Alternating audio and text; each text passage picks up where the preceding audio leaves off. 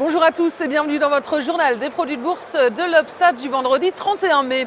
À la place parisienne termine la séance en hausse de 0,56%, légèrement en dessous des 4000 points à 3996 points. Et la chute de la bourse de Tokyo a d'abord tiré Paris vers le bas, puis le CAC est reparti de l'avant après la publication d'un redressement de la confiance en zone euro. Et puis du côté des valeurs, ce sont les cycliques et les bancaires qui ont tiré la tendance vers le haut.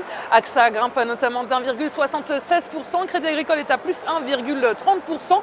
Et puis outre-Atlantique, fin de séance dans le vert également.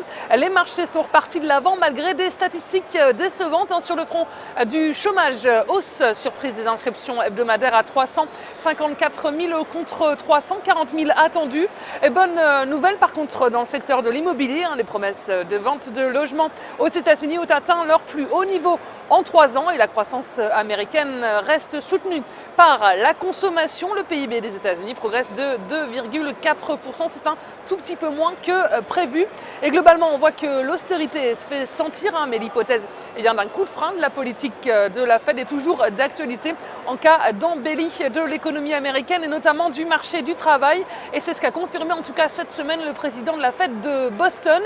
Et du côté des entreprises, peu de publications aujourd'hui. On va noter surtout une annonce de fusion-acquisition avec le rachat du fournisseur américain de gaz et d'électricité HMV Energy par la holding du milliardaire américain Warren Buffett pour 10 milliards de dollars. Et du côté des devises, l'euro monte face au dollar. Il repasse le seuil des 1,30 à 1,3043.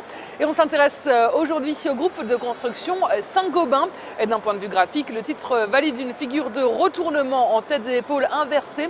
Et ce mouvement lui permet de s'affranchir de la résistance à 33,55 € et de marquer de nouveaux plus hauts annuels.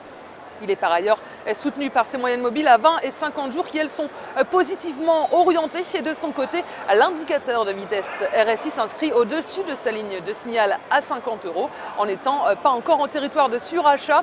Et une nouvelle phase de hausse est ainsi envisagée en direction de 35,73 € et de 37,57 €. Et la stratégie qui vous est proposée pour jouer cette valeur, c'est l'achat du Varant Call Saint-Gobain à 4674 T d'Unicredit au prix d'exercice de 35 € et d'échéance au 6 décembre 2013. C'est tout pour aujourd'hui. Passez un excellent week-end et on se retrouve lundi.